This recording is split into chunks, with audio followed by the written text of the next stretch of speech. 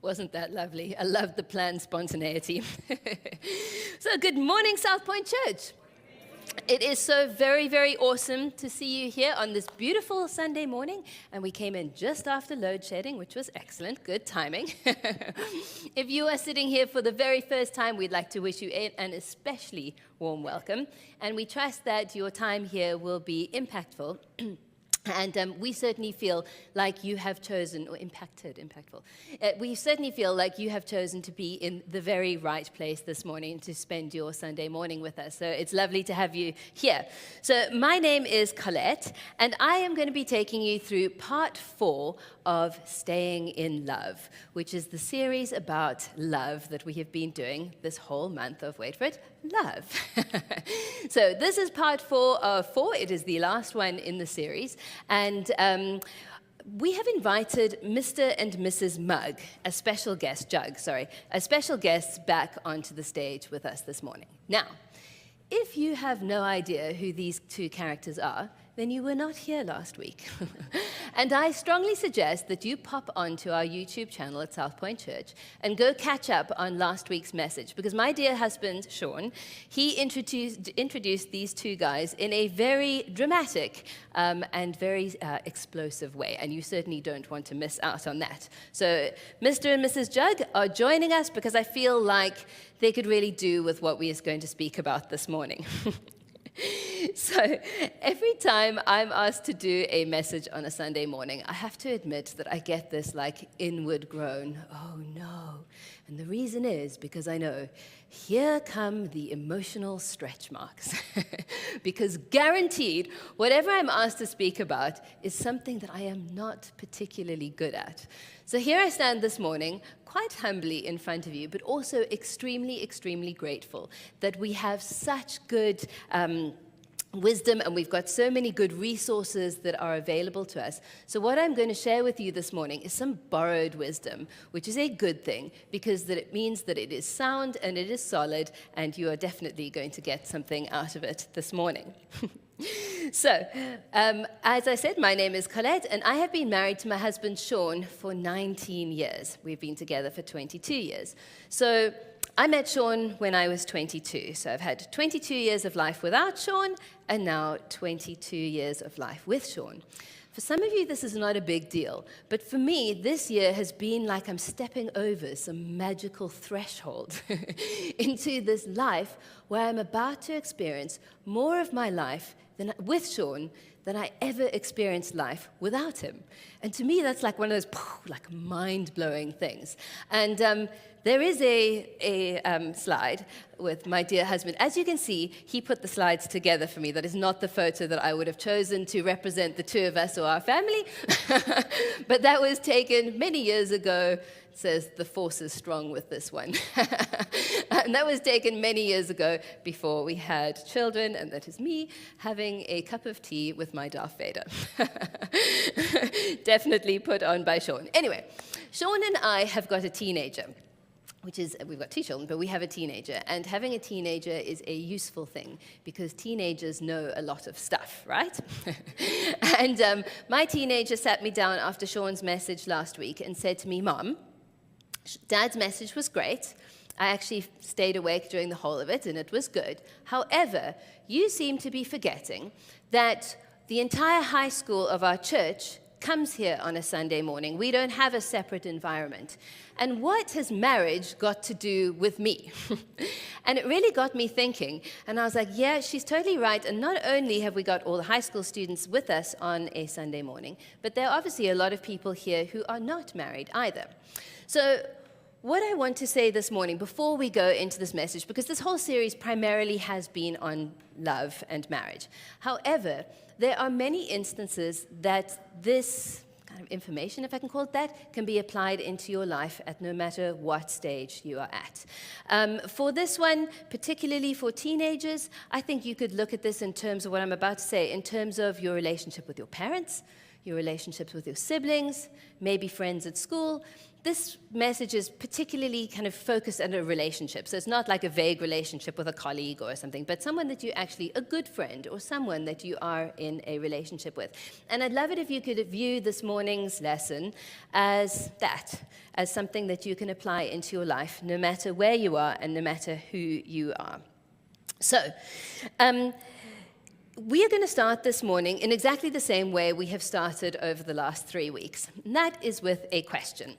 And the question is this: is it possible for two people not only to fall in love, because we know that part is very possible, but to stay in love forever?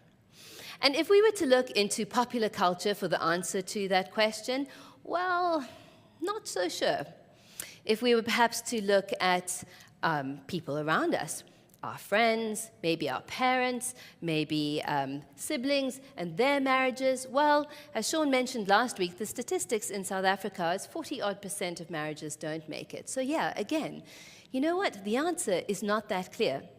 But even if we were to have stood here for the last 4 weeks and gone, it's not possible. Throw in the towel, give it up right now. It's like chasing a magical unicorn. Staying in love does not work. It is something that is an absolute pipe dream. Do you know that there is something inside each and every one of you that would resist that?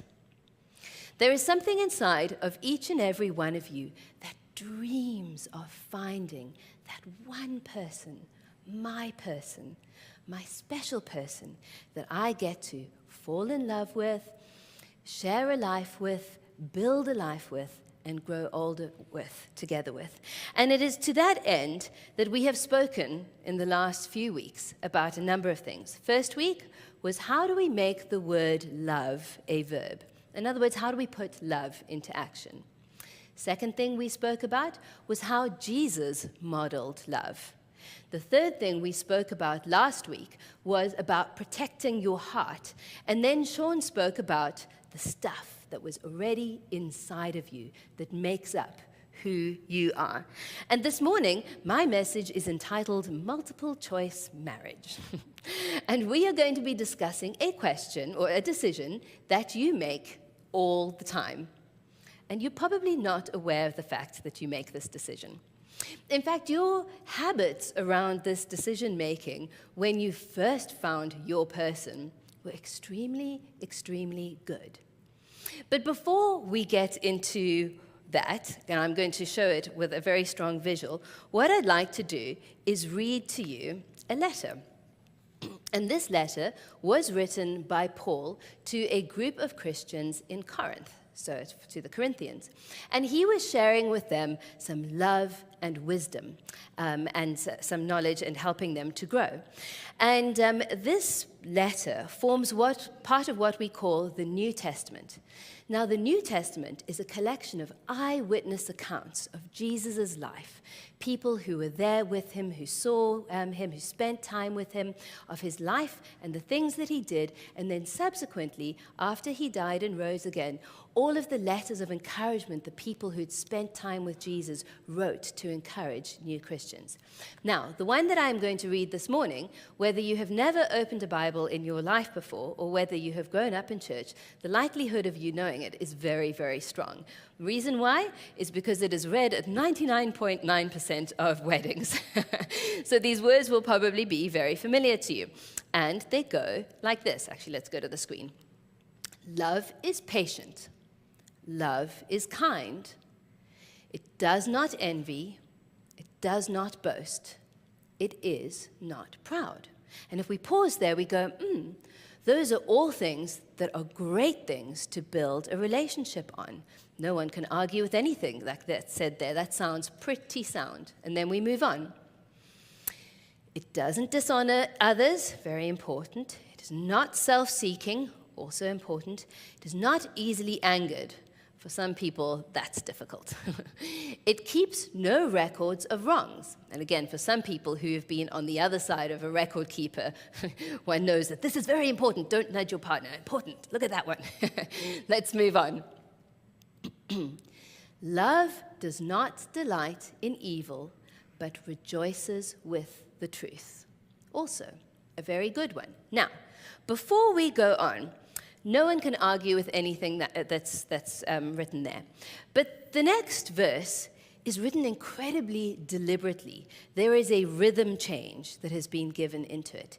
And the words, if you were to just gloss over them and read them, you'd go, yeah, all good, makes sense, fine, happy, move on. However, for those of you who are a little bit more skeptical in the room, this next part might feel a little bit strange.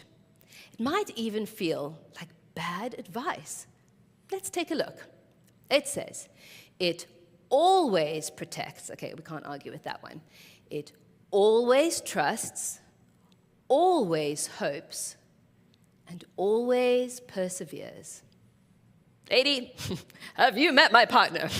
The most untrustworthy person on the planet. If he says one thing, he's going to do another. Seriously? Always hopes? I gave up hope on her years ago. She's beyond hope. Always perseveres? Yeah, not so sure about that one. To some people, that may sound like bad advice.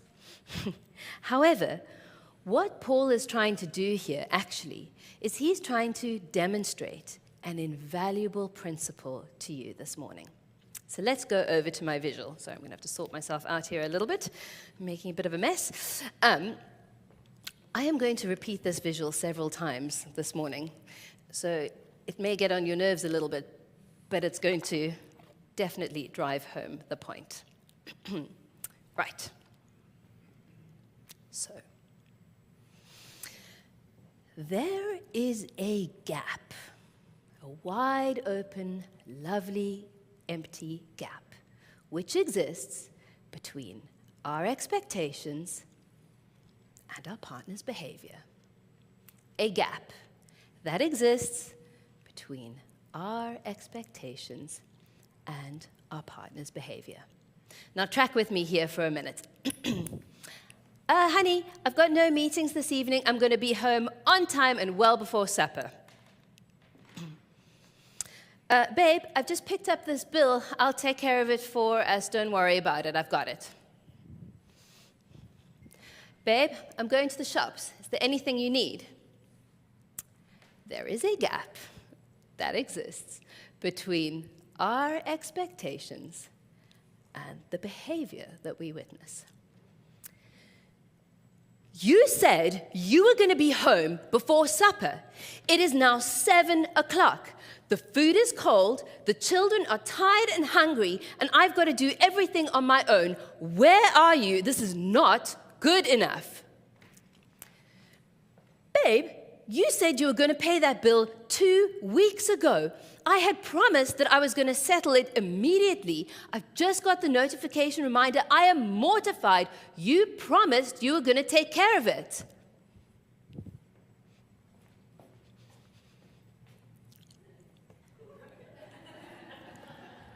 What is this?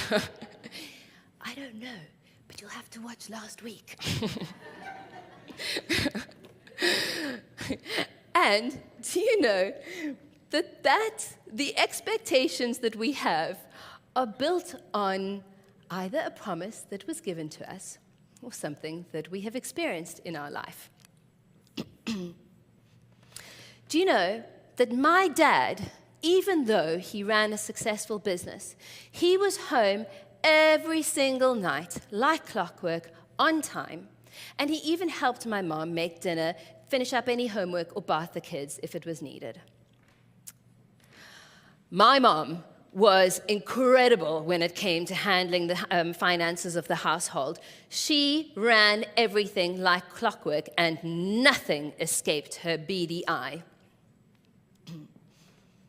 Well, you know what? My parents went grocery shopping together, and they held hands and walked up and down the aisles, and then they could choose whatever cereal that they wanted for breakfast. A gap that exists between our expectations and the behavior that we witness. So, what do we fill that gap with? Do we choose to either believe the best, or do we choose to assume the worst? Do we choose to believe the best, or do we choose to assume the worst?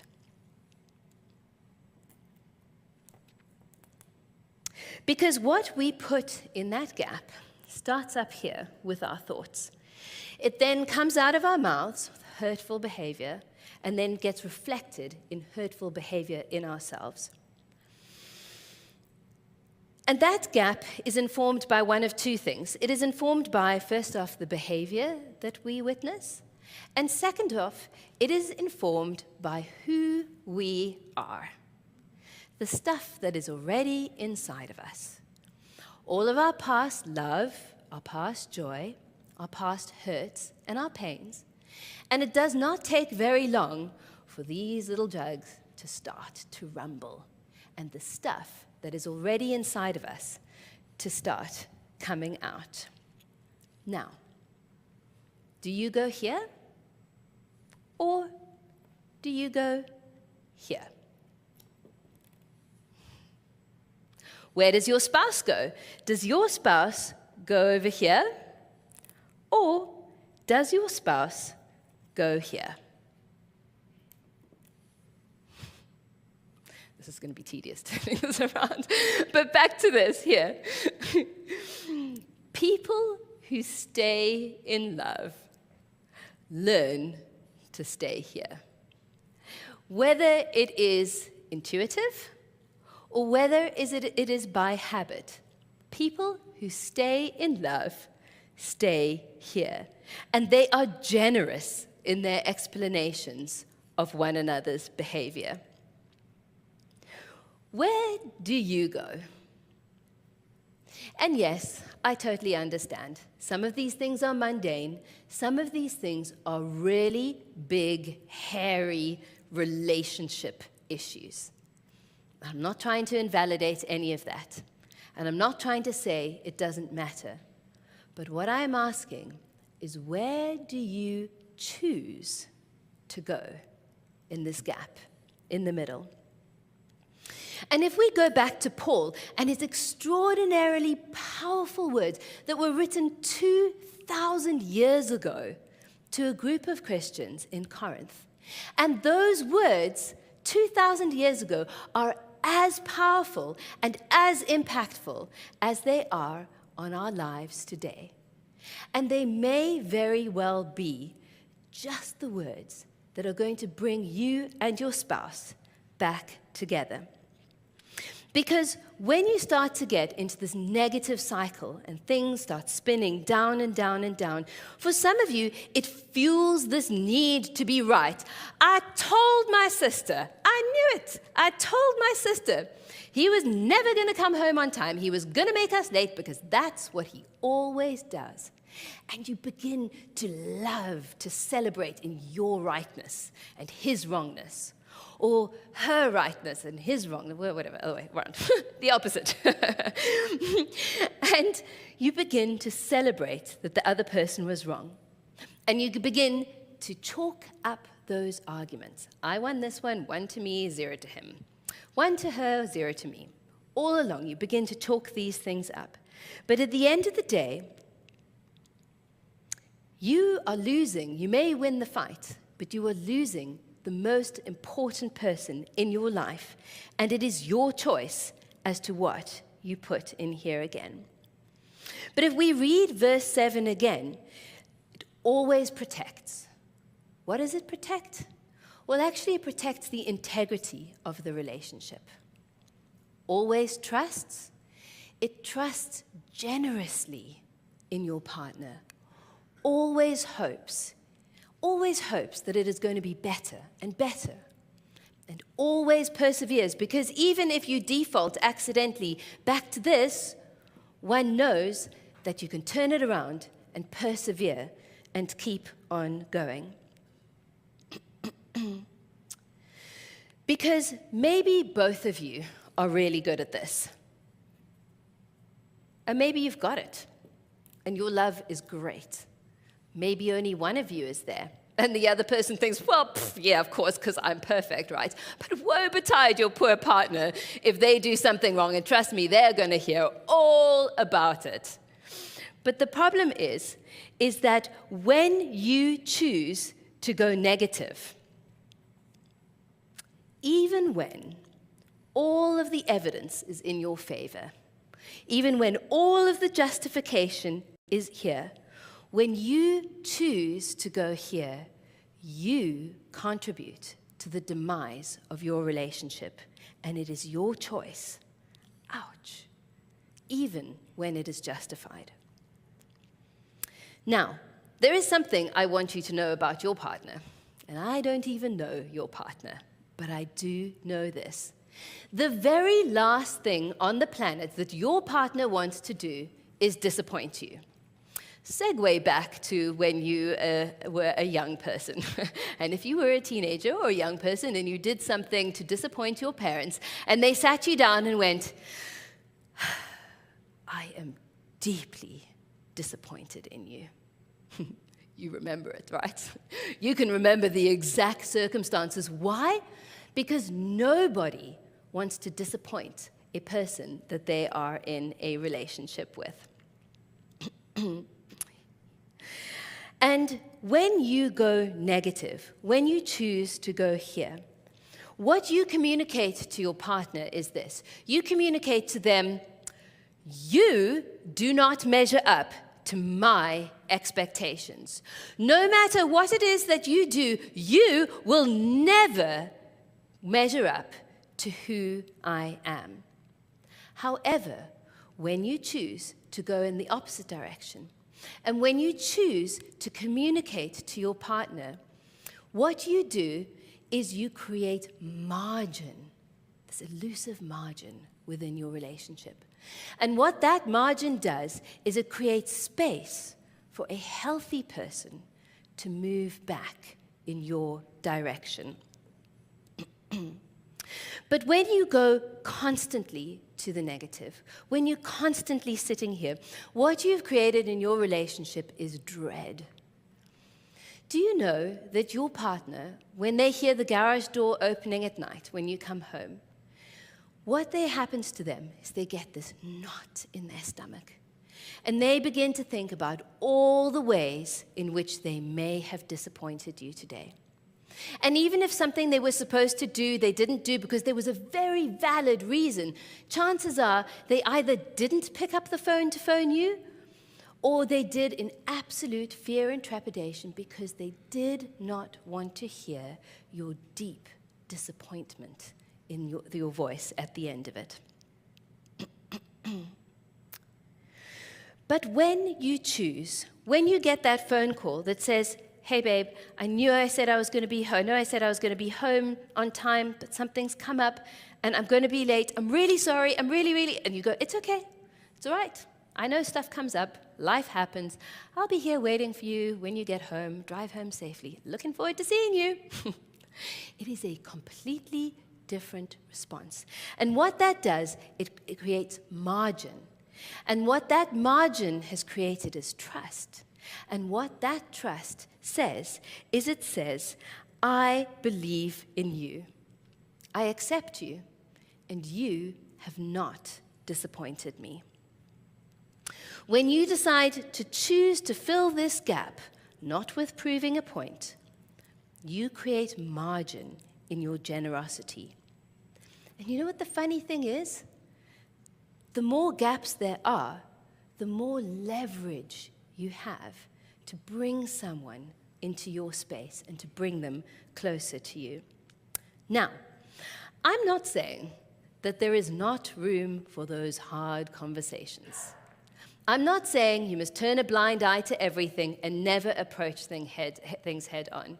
However, that is not the purpose of this talk this morning. But if you are sitting there and going, but I just get so frustrated and I don't know how to deal with it, well then, you know what? You're in luck.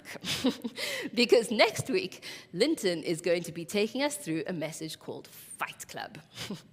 And he is going to be taking us through how to fight correctly.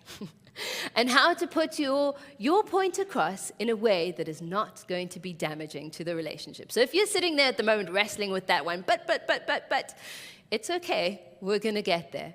But the point of this morning is that even when those hard conversations are over and they've been done and all the feathers have been ruffled and unruffled again, we still have a choice to make.